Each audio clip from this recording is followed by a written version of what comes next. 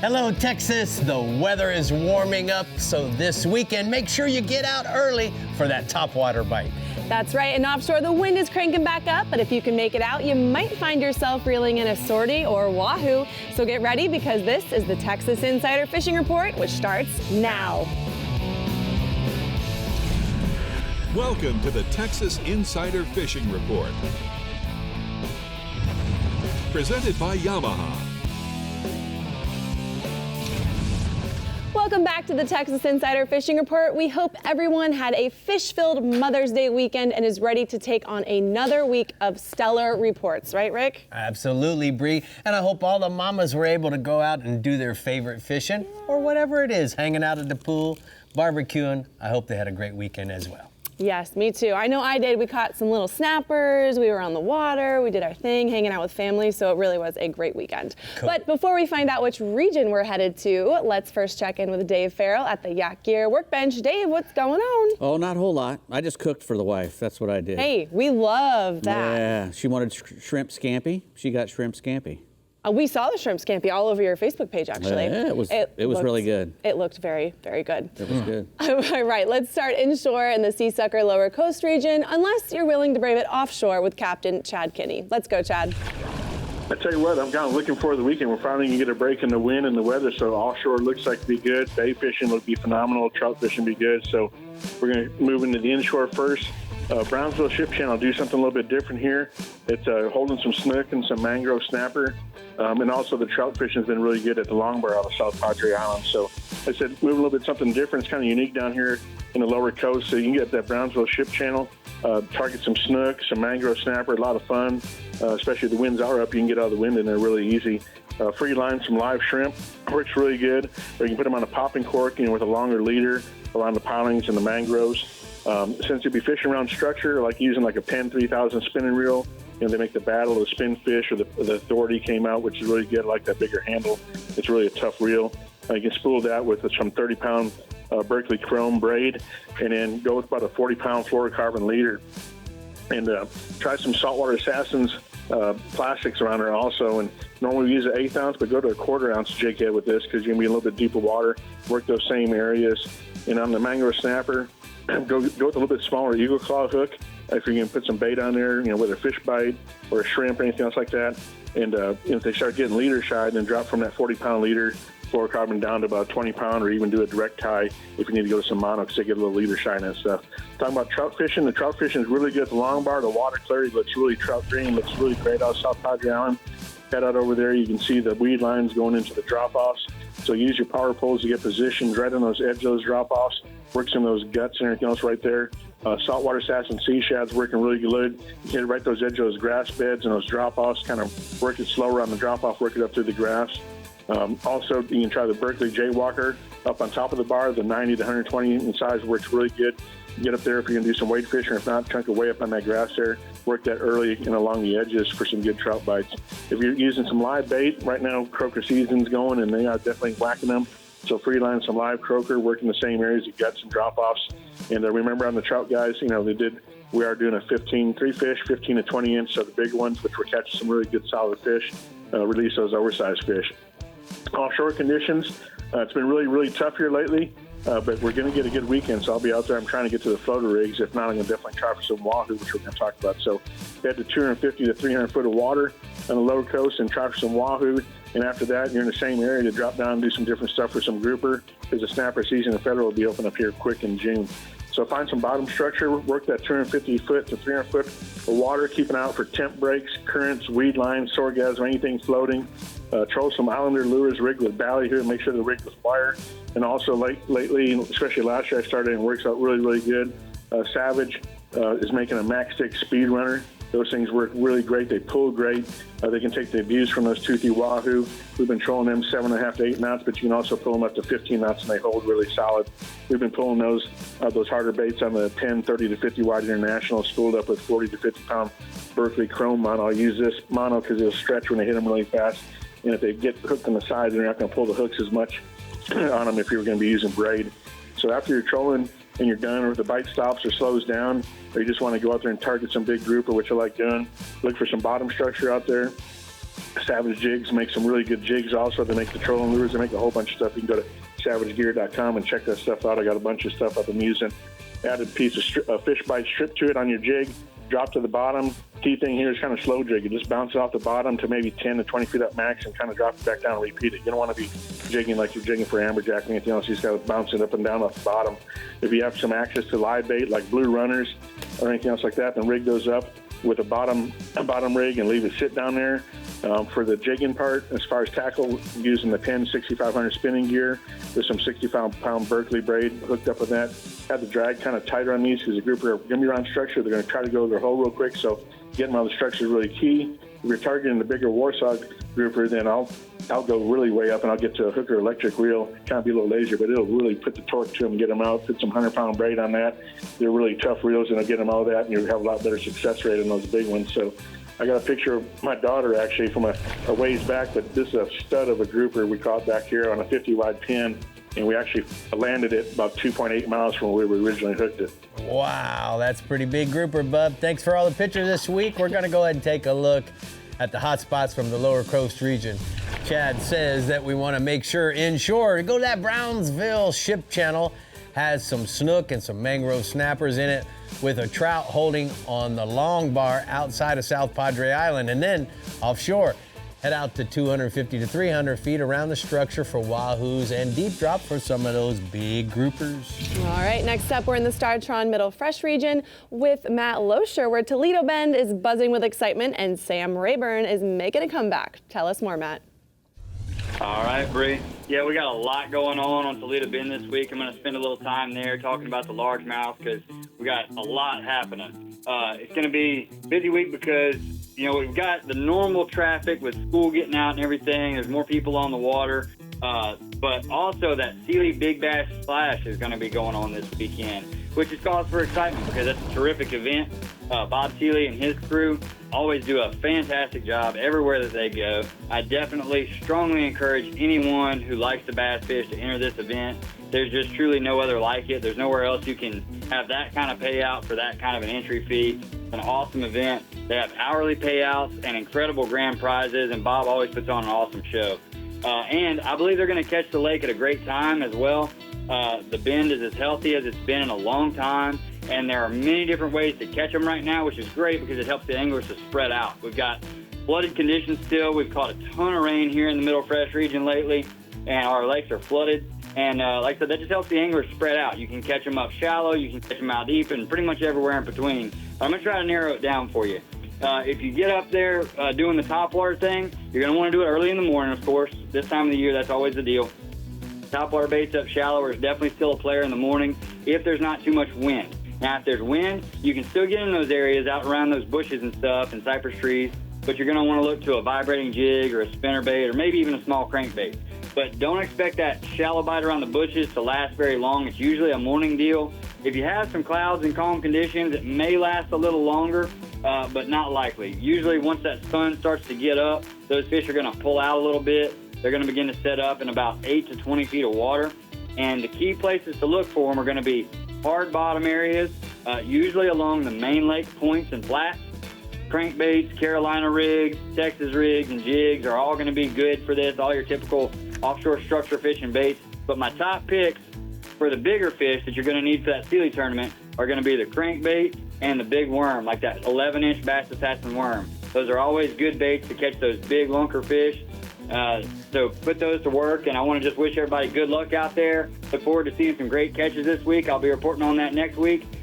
Just remember to be courteous to each other out there because it's going to be crowded on Toledo this week. Be safe when you're running around the lake because it will get congested in a few areas.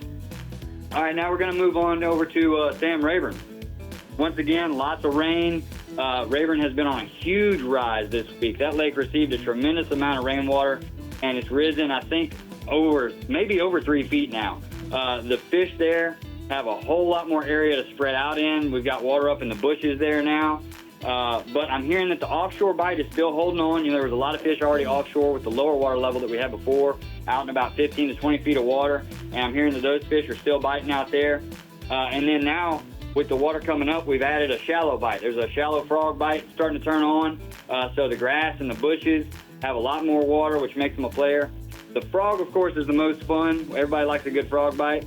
But up around those bushes, you can definitely use swim bait. Some flipping and pitching presentations are effective also. So look to those Bass Assassin swim baits and then those skunk apes and whoop-eye crawls for sure in those bushes. It'll be a lot of fun. Now moving up to Richland Chambers, Mr. Thurman Selman up there at Bass Specialty Guide Service says that the water is high there as well. Once again, it's about 2 foot high, big rains. He says fishing has been very good though. The Texas Steam Trail had an event there last weekend and it took 35 pounds to win that one. Big sack came in. Congrats to Mr. Landon Ware and Russell Lee for that win. The fish are being caught there in flooded brush on the Bass Assassin Fat Jobs and creature baits as well. And before I leave you, I'm going to give you a quick crappie report. Toledo Bend is always a big-time crappie lake, but especially this time of year, everybody's wanting to come to the bend and catch crappie. It's been a bit of a roller coaster with this water level up and down, up and down. But this week, the current has slowed down a little bit running through the lake, and the crappie have begun to set up on the timber and the bridge pilings in bigger numbers. The live minnows have been the best for catching them, just getting right over the top of them, dropping straight down about 12 to 16 foot down over 18 to 25 feet of water. And I got a photo for you of what you can catch out there. That's Mr. Brian Bush with a big old slab crappie. That looks good, bub. Thank you so much. We're going to go ahead and take a look at the Rodan Marine System hotspots from the Middle Fresh region.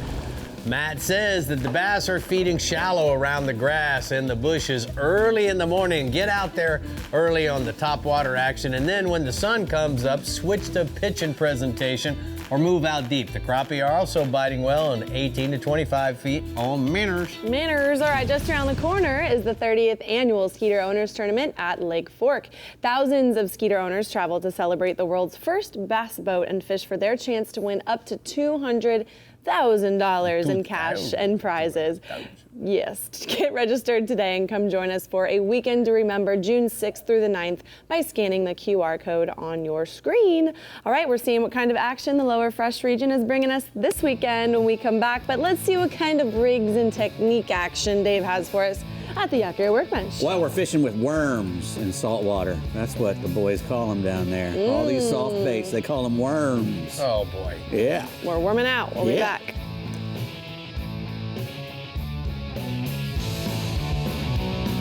The Texas Insider Fishing Report is brought to you by Yamaha. Reliability starts here. Ameritrail. Load, launch, relax. Fenwick. Feel everything. Bahio. Blue light blocking, radically clear polarized fishing sunglasses. Sportsman's Adventures with Captain Rick Murphy. 30 years of fishing for adventure. Berkeley. Your fish, our science. And Skeeter Performance Fishing Boats. Eat, sleep, fish.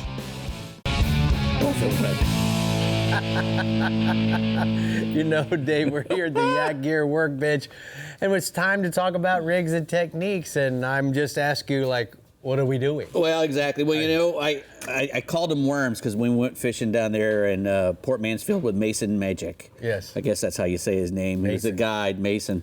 And he said, yeah, what kind of worms we using? And I'm going, what are you talking about, worms? And he goes, well, that's what we call all soft baits. They're all worms.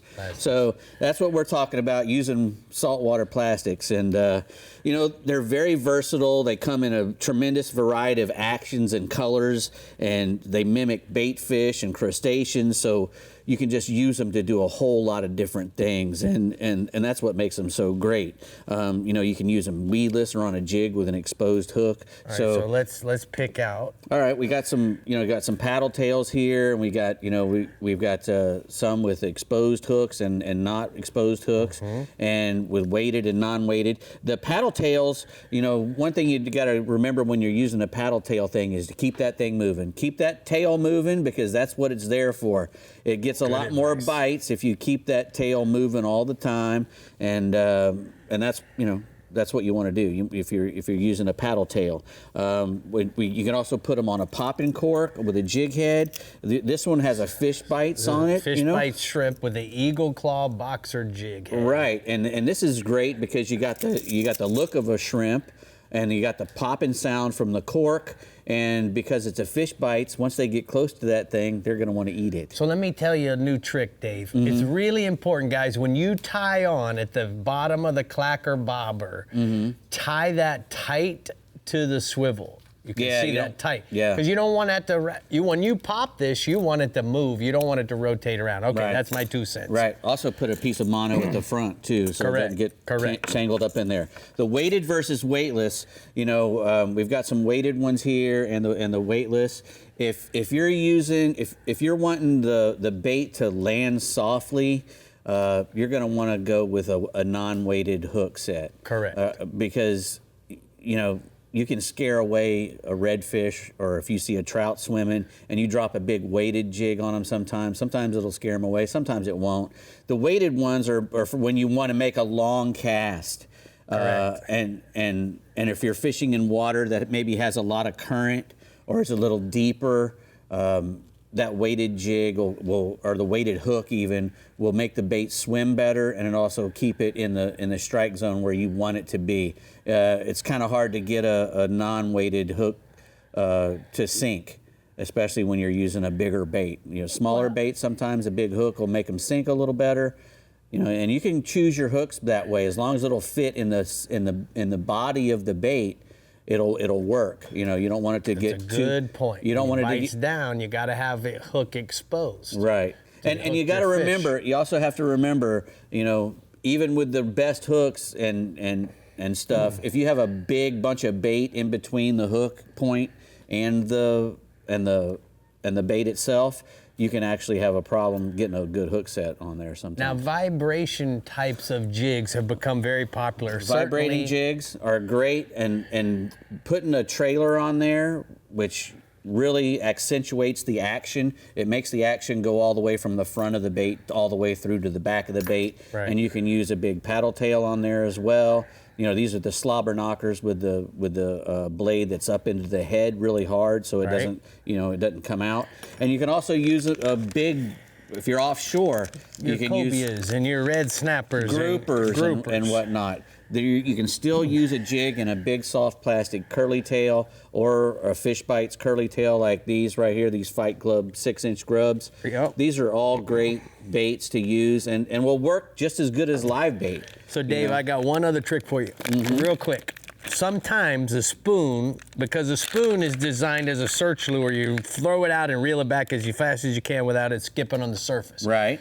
But every once in a while, we get really fussy redfish because of pressure. You want to slow them down. So if you want to slow it down but not lose and create a different type of action, you can add a trailer like this Fish Bites one, gives it smell. Right. But guys, instead of it ripping it through the water, now what happens is this wobbles and flashes, and then the tail. Just like we used to use for bass with a pigtail on there. 150%. Same exact notion there. So. Man, Bree, we did not have enough time tonight. No, we didn't. Damn it. There's never enough time, but I liked your little tidbit at the end there. That was good. All right, Matt Reed is getting into the nitty-gritty in the lower Fresh region, where Choke Canyon, Lake Bastrop, Travis, Decker, and Falcon all have their unique fish catching quirks. So listen up. Hi, Matt. Hey, Bree, let's get this thing started. I'm talking about my bass down south. Mike Bates sent me a report from Choke Canyon. Shad spawn is getting real close to ending. If you want to hit it right now, you better get out. He says you need to be on your spot by 6:30, and it'll last for about an hour. He thinks it'll probably be around for about one more week, and then it'll be over. Square bills, rattle trap type baits in shad colors, white slobber knockers are great for that first hour with the shad spawn.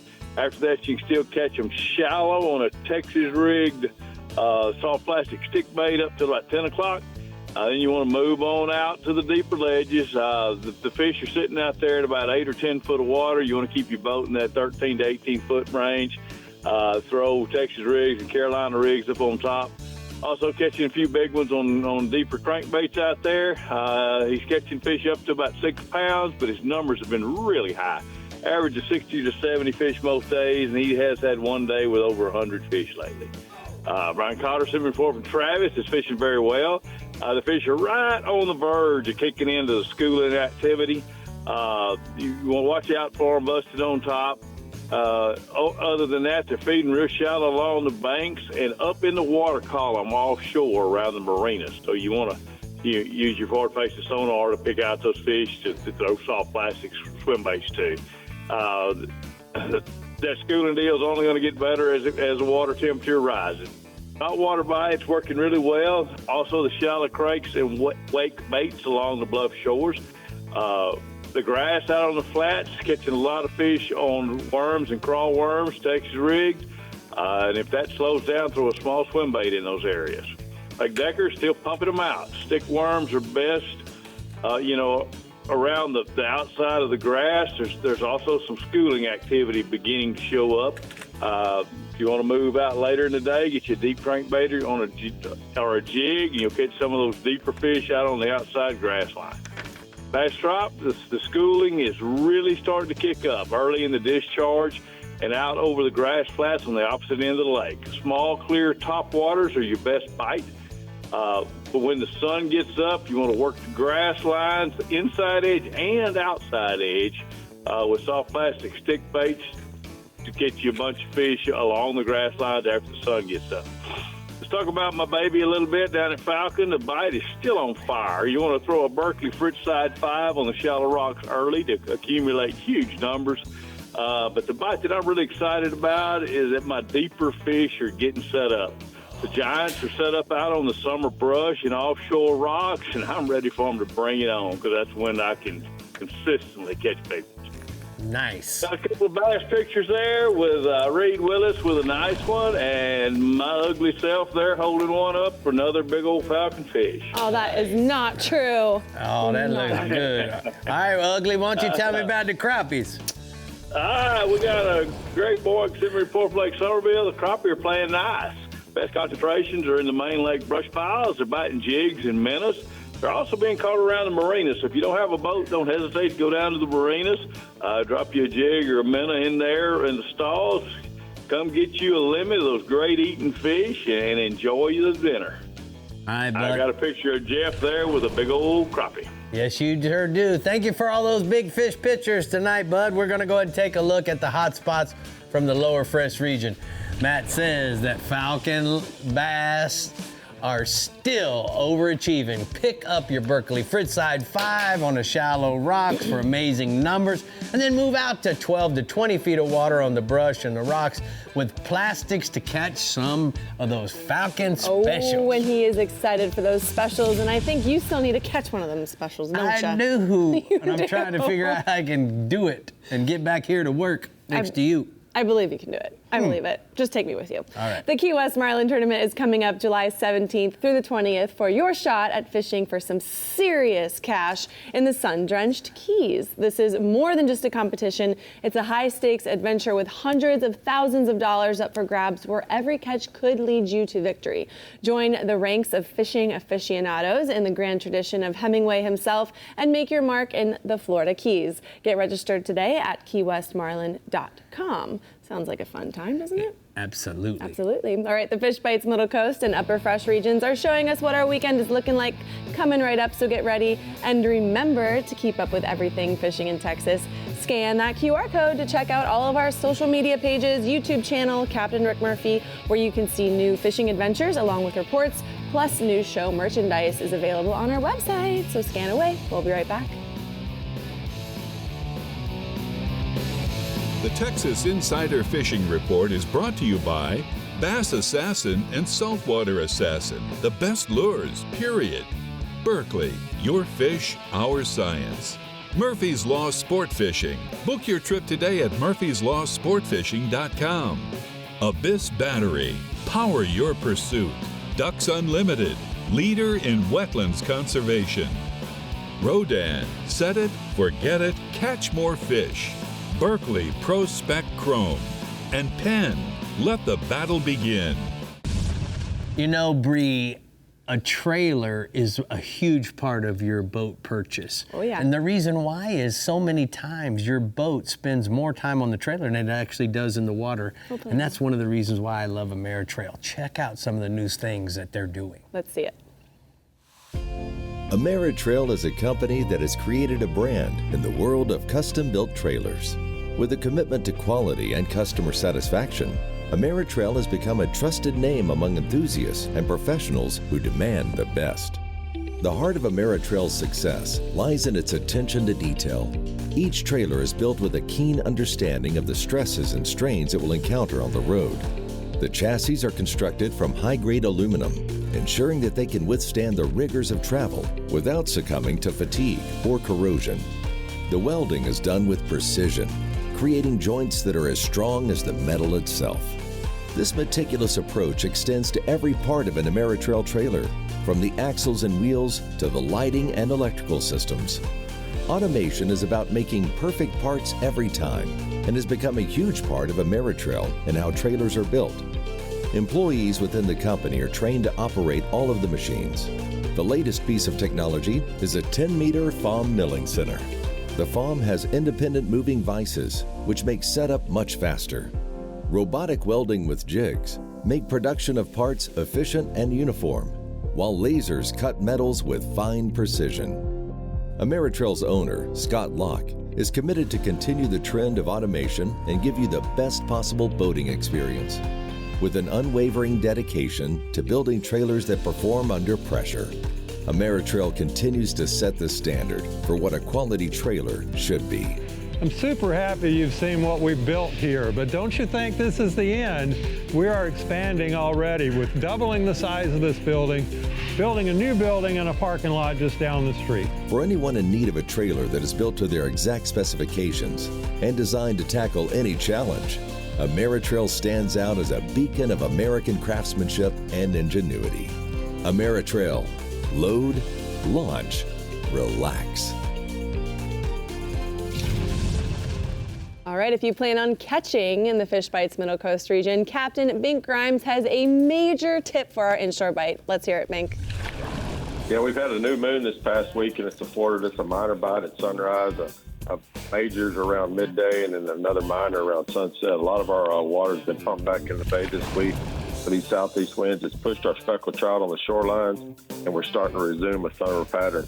This time of year, if you're not fishing rafts and mullet or glass minnows on the shoreline, you're probably wasting time. We're looking for slicks in the morning and wading through them, fan casting into the grass beds and sand pockets with she dogs and she pups. We have a really hard, ardent tide in the morning, and we look forward to it every year in May. The topwater bites picked up with water temps in the 80s. A lot of those fish are on top of the sandbars with abnormally high tides. Many waders have keyed on diving brown pelicans on the incoming tide and thrown those Berkeley topwaters and had really good success. Bay shorelines in San Antonio and East Espiritu Santo have been giving up excellent catches of trout. Key in those slicks and the bait activity, toss hot chicken and mama's chicken bass assassins. Those are really good patterns for us. Bass drop chocolate in West Matagorda Bay have produced trout on live shrimp. Most of the time that water's been stained, so that noisy cork has worked better. Drifters in East Matagorda Bay willing to grind have at least one big trout a day. Those 7-pounders are showing up. Those big trout still eat when the water's chocolatey milk. You just got to put the bait in front of them. We had a great day last week when we released 10 fish over 20 inches, including a couple of 5-pounders. It's good to see more and more anglers playing catch and release with our speckled trout. Our fishery we'll see more days like this in the coming months and years if we just take care of it. There's a photo there. There's a nice 5-pounder caught and released while drifting East Bay last week. Please take care of all of our trout and release more than you take. Redfish action's picked up with these big tides. Matagorda, Michael Rolfe, he's saved many windy days lately, working Maverick Bow, Hidden Bow, Green Island, and Piling Slough, working those little clusters of shell on the shorelines, even when the wind's been blowing 25 knots. We've got a little break in the action this weekend, and man, we're really looking forward to fishing when it doesn't blow the wind doesn't blow our hat off. He's been tossing live shrimp under popping cork when those tides are real high, and sometimes he takes mullet and soaks them. And then in Puerto Cana, the redfish have been good along the back legs on plum bass, assassin, sea shad, and they're rigging them on light 1/16-ounce jig heads. Most of those fish are about knee-deep water around points, guts, and drop-offs on the edges of those reefs.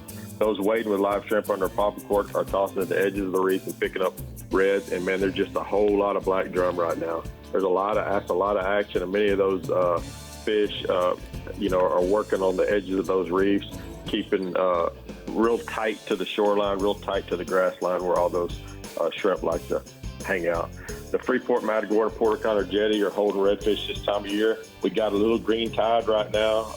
Forecast for this weekend or seas less than 2 feet, which we might be able to get out on the beach, which is going to be great. There's a lot of white shrimp on the beachfront right now. A lot of Gulf boats dragging about a half a mile off the coast and catching a lot of those shrimpers are catching those big Charlie shrimp. Offshore, guy Michael Quebec in Matagorda, he's been dealing with rough seas, but this weekend he's going to get out there and work those swords. He's patterned a drifting hilltops and domes with squid and staggering lines about 300 feet down at night. Most of those fish have been in the 100 to 200 pound range and about 75 to 80 miles out. The wind did kick back up this week, but like I said, man, it's supposed to be primo this weekend. In Freeport, Mike Siegel said he's been concentrating about 25 foot of water, even in those rough conditions, catching bull redfish, black-tip sharks, and large gaff top. That's another great week in the Fish Bites Middle Coast region. Please take care of our fishery. Please be kind to others, and please be kind to other boaters on the waters. Get out there and get after it. It looks like our weather's going to be great. All right, man. Good luck with the weather. We're going to go ahead and take a look at the mirror lure hotspots from the Middle Coast region. Bink says, hey, guys, the trout are good in San Antonio Bay. They're holding solid around the slicks and the mullet. And then try a bass assassin or a shrimp under a mid-coast popping cork on the reefs. All right, in the Upper Fresh region, this week we've got you covered on Ray Hubbard, Athens, Levant, and Fork, plus a few more gems. So, Mike, tell us where the gold mine is. Hey, guys. Awesome to be here, and we do have some great fishing going on in the Upper Fresh region. Let's start with Ray Hubbard and guide Joe Shipley. A lot of flooding here, a lot of water here, but cause the bite to slow down in just a few places. The brim are spawning, and the threadfin shad are also spawning, so look for those spawning running the banks and the birds and things in the morning. Reaction baits like spinner baits, chatter baits, and square bill crankbaits are your best bet for that early morning bite. You can also, a little later in the day, use the Bass Assassin Tap Out Trick Worm. Use it on a shaky head, on the points and things in a little bit deeper water as the shad spawn kind of fades. Lake Athens with Jay Bonner. It's excellent fishing there. Just simply running the bank and fishing the shallow grass lines. Weightless soft plastics, rigged wacky style are your best bet. Dark colored jigs and Carolina rigs are catching bigger fish, and we're rigging those with the Bass Assassin creature baits and or the vapor shad. Edges of the grass line that are in deeper water, and then points. The New Lake Bodark still remains just top-notch bass fishing. Unbelievable amount of flooded timber. Hit the submerged points in shallow ditches and 8 to 15 feet of water. Those are your best areas. Target the dead bushes, not the green stuff. If you fish the green stuff, you'll find not a lot of fish. But the dead bushes and the dead brown trees. Texas rig Bass Assassin Whoopa Craw is my favorite. It really got a lot of thumping action if you'll rig that and if it goes through the dead timber good. June bug, green pumpkin, watermelon candy with tails dip chartreuse, my favorite colors. Moving on now to Lake Fork. Bass fishing's really kicking off there. Early morning shad spawn started. We're seeing blue herons and white egrets on the points and things, and that's where you can throw the top waters. Some of my favorites are the Berkeley Jaywalker, the Berkeley Bullet Pop, and the El Chapo. And I always love the color bone white. Once that top water bite fades in the morning, move offshore, jigs and Texas rig big worms. And look, this is a giant fish that really put a big smile on my client's face last week. But it's very common to run into fish like this. Nice fish. That's a beautiful fish, bud. All right, what else? Tell me about some crappies. Crappie on Lake Levant. Kerry Thorne says that finished spawning there. They're moving out to deeper water. Use your forward imaging sonar to find them. Toss small, lightweight jigs. And he's seeing a few fish on some offshore structure as well, but they're mostly roaming around in open water. Lake Fork crappie with Jackie Wiggins. The fish there are finally beginning again to settle into post-spawn summer patterns. Black crappie moving offshore, really loading up on certain trees and brush piles. The white crappie are on their way out and should be in those same post-spawn patterns over the next few weeks. You'll see a lot of fish on the structure in 14 to 24 feet of water. And Jackie says right now the best thing is actually swimming a 1/16 ounce hand-tied jig with a 1/4 ounce split shot pegged above it about 12 inches and swimming it past the fish. So see the fish, past the fish and swim it by them. And he says sometimes you can do that with minnows if you're struggling with the hand-tied-jigs. And here's a couple tables of somebody eating good crappie coming out of Lake Fork. Nice. Well, I wish I was there eating that. Man. Aww. Yeah, yummy. Stripers, white bass, and hybrids, Lake Levant. Kerry Thorne says it is on fire. Top waters, paddle tail swim baits, and 1 ounce slab spoons. Kerry likes to take a 1 ounce slab spoon, and he will actually tie a hair jig 18 inches above that slab spoon, and he catches 2 fish at a time. You get them 2 and 3 pound stripers, 2 of those. White bass. You get 2 of those going at one time, you're really having some fun. Areas around shad spawn are good, and then hit the water, the points at 15 to 25 feet. Tawakoni. Matt Cartwright says the same thing. The stripers, hybrids, and sand bass are stacking up on points, and they're on fire there. Chartreuse slab spoons, big swim baits, and Alabama rigs are producing well. And this is a giant striper, but even a bigger hybrid. Hybrids don't get this big. And this picture is an 11-pound hybrid. Wow. What do you mean they don't get their big? That's living proof, baby. Right. They are. Catfishing also, guys. We can move up to catfishing, go real quick. Lake Fork, Lake Tawakoni, and Levon are all fishing excellent. It's best to just bait a hole. Pre-bait with some sour maize the day before or cattle cubes. Go in there with just some cut bait, cut shad, or even tub bait, and you will clean up on the catfish right now. All right, Mike, thank you so much. Great report this week. I'm so impressed. We're going to go ahead and take a look at the Ducks Unlimited hotspots from the Upper Fresh region. He said, although the fishing is hot in most of the Upper Fresh region, Lake Bodark continues to be the leader of the pack. Bass fishermen are consistently catching excess of 40 bass per day, ranging from 2 to 7 pounds. Truly some of the finest bass fishing one could ever dream of. Oh, it does sound dreamy, doesn't it? Bodark. Yeah, we got it. All right, coming right up, we're casting into the Front Runner Boats Upper Coast region. But first, Dave is giving us a look at some Taco Marine new products at the Yak Gear Workbench. Dave, what do we have? A new so froggy. What? I love frogs, and we got a new froggy. We're going New schwagging. froggy? Yes. Schwagging? Hop off the press. Get it? Nobody even heard me. All right, we'll be back. Sounds like a swampy critter. Hop off the press. Did you say that? I did. Oh my God. I know, it was terrible.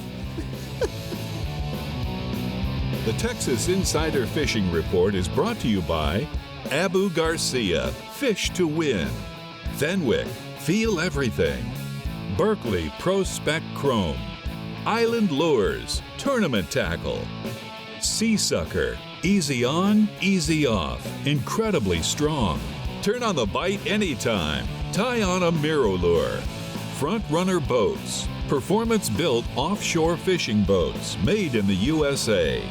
And Startron. Start, run, and store with Startron. It's time for the Taco Marine new products here at the Yak Gear Workbench. And you know what? We got a lot of cool stuff to cover. Yes, we do. We're going to start out there with that Starbright mesh trash bag. You can put out the trash in that thing and in a safe and convenient way, where it's always a hard time trying to figure out where we're going to put all this trash that we generate on a boat or an RV or at the campground. And this is a really good way to put it away. And you got a really cool locking suction cup on there. It attaches to any flat surface that you have. An RV, side of an RV, the side of the boat, even in a truck bed, wherever you want to put it. It's got cords on the top with clips that you can tie in a place if you can't find a flat surface. Right. So you can put it on there, a T-top, a railing, or a picnic table, whatever. Drawstring top as well, that once you put all the stuff in there, you can draw it down and make sure all the stuff that you put in there stays in there. Blow out. It's got an aerated mesh material in the, to keep stuff from getting fetid in there. Gets, nice blow through. PVC and nylon construction. It's very, very tough, and you can rinse it down and wash it and put it in a wash machine if you want to. Nice. Take it anywhere. Go to starbright.com to get your mesh trash bag. Next, we have the Swamp Lord from Berkeley. I love that name, the Swamp Lord. Hollow body frog. This is so cool. 2 different versions. Yeah, it's designed by the expert frogman and 2022 MLF Red Crest champion Bobby Lane. He likes to fish with frogs, and he made these frogs. They're optimized for a positive hookup ratio. They got perfectly positioned Fusion 19 needle sharp hooks on them. Supple yet durable body material, so it collapses very easily when the fish bites it. They also have a sealed hook shank and body chamber, which keeps a lot of the water from getting in there. They'll still get water in there, but it really helps with the way they have it, so it doesn't get too bad. Comes in the standard and the popping version you can see Right. there. So You know, in the packaging, what's cool is you can actually put your finger to feel that it is the hollow body frog that Yeah. you went to purchase. exactly, Good very job. very soft. Where do we go to get it? You go to berkeleyfishing.com. Okay. Next, we have the Savage Gear Pulse Tail Bait Fish. It's got 7 different color combinations. That little thing is, 3D mirrored off of a real little bait fish. They come in a 3 and 4 inch, 1 ounce, and 3/8 ounce. They had a 4-foot version and a 1 version that goes down to 8 feet. It's got the patent pending pulse tail design that really kicks. You can fish it fast or slow. It's got a built-in rattle as well. High quality hand painted details on there. And they even make a weedless configuration as well. You can also hang a treble hook on the belly if that's what you like to do. Right. Real heavy duty hooks inside there so you Nice. can catch big fish even on the little ones. SavageGear.com to get that little pulse tail bait fish. Yes, sir. Last but not least, spinner baits. Lastly, we have the Berkeley Power Blade Standard Double Willow. This is the Double Willow version. Comes in 14 different color combinations, a 1/2 ounce and a 3/8 ounce versions, in case you want to cast further or get a little deeper. It's an Edwin Edwards design. He's an expert spinner bait fisherman, and he designed these. Evers. Evers, Edwin I'm sorry. Evers. It breeds a modern design and execution to an old-fashioned technique. They got really nice hardware on these. Right. The really nice long O'Shaughnessy-style hook, which gets back there good ways to keep those tail biters from missing the hook. It's got the hand-tied power bait silicone skirt and a conical bait keeper inside, which I really like versus the spiral one, because it's hard to, if you have a paddle tail and you're trying to put it on a spiral one, it gets to be a pain. Yeah. You know what I mean? Yeah. Because you have to go around the hook. Especially if you don't get it the right length. Correct. So I really like that one. Fishes easily through cover. You can burn that thing across the top of the water, or slow it down and get down towards the bottom.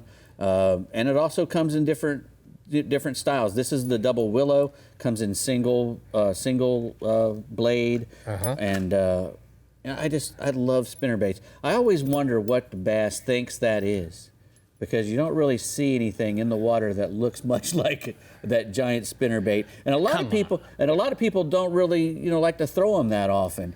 But I love throwing them because I get a lot of bites on them. It's very elementary to me. Yeah? You know what it is? No. It's because it's jubilating, Dave. It is jubilating. It's awful shiny too. And when you put a big trailer on there, you got a big big profile. So anyway, Good job over here. Get you some power bait.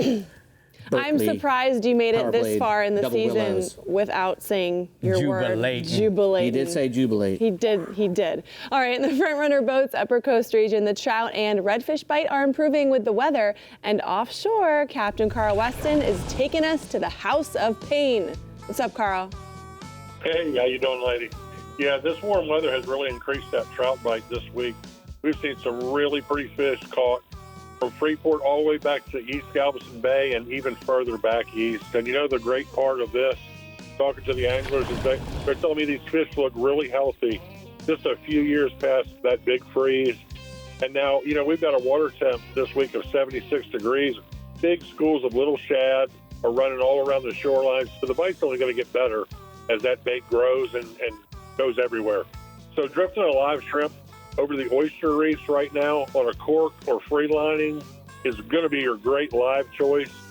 Now, a small hard bait that mimics about a 3-inch shad would be my artificial go-to. Something like the Chopo 90 by Berkeley, or the Mirrodine by Mirador makes one that mimics that same bait fish. And don't forget to pack your shade fin as it's getting hot out there in the middle of the day. Need to cool off, step under that, they're great. We have a picture today of Caitlin with a very nice trout, she called it. Nice, girl. Nice. Good job, Caitlin. All right, what else you got this week, Carl? Well, the Reds over in Sabine Lake are schooling along the jetties, as they always do. That area, pushing bait back in, all the way back to the grass along the shore.